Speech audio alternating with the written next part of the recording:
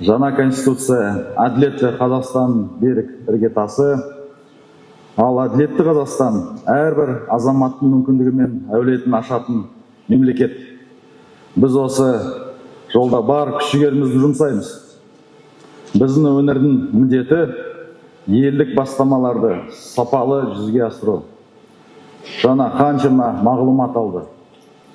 Осы әлеуметтік экономикалық дамуды қамтамасыз ету, халықтың тұрмыс сапасын арттыру, инвестиция тарту, жаңа жұмыс орындарын ашу, шағын және орта бизнесті қолдау, осы нақты басымдықтарымыз.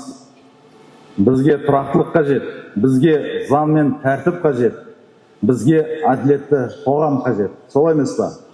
Баршаңыздың 15 наурызда өтетін республикалық референдумда соған қатысып, жарқын болашағымыз бен әділетті Қазақстанды қалыптастыру жолындағы игіліктер үшін дұрыс таңдау жасайды деп сенеміз.